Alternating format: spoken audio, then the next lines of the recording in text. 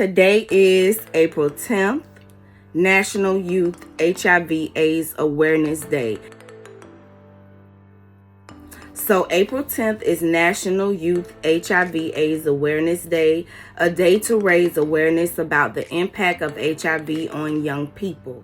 Together, we can help young people stay healthy by encouraging HIV testing, prevention, and treatment.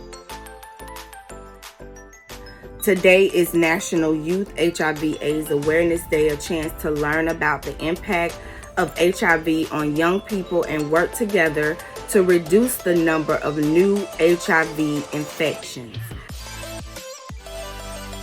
How we talk about HIV matters. HIV stigma may discourage young people from getting tested, assessing prevention methods, disclosing their HIV status, and seeking care. The CDC recommends everyone aged 13 to 64 get tested for HIV at least once as a part of routine health care, encouraging young people to know their status gives them the information they need to stay healthy.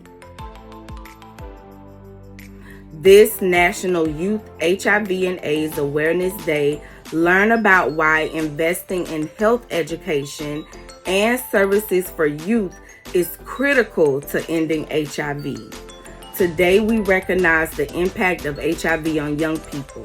Healthcare providers play an essential role in ending HIV stigma and helping youth stay healthy through HIV testing, prevention, and treatment. So I'm probably older than everybody in here. So I go back to the early 90s when Magic Johnson was my childhood hero. And in I believe it was 91, November, it came out that he had contracted HIV. And in the mid-80s, AIDS was all over the place. It was only thought of as being in California or a certain type of group of people. So when Magic came out, it was huge. And it was a stigma that exploded because then we had some other people get HIV/AIDS, and we started having some celebrities start talking about it. But back then, just the idea of HIV/AIDS was absolutely a death sentence. Everyone, the stigma was probably bigger than anything you could think of today. Sports people were turning against Magic. The media was turning against him. And it was really, really hard to see that for me because he was like my childhood god, basically. So now that he's still alive and things are going, I think it's amazing that we are finally able to talk about things and discuss things in a more open dialogue because it is going to save some lives. It is going to change some families if something were to happen. I know that I know personally people right now that are living with HIV here in Florida, and they have a very productive life.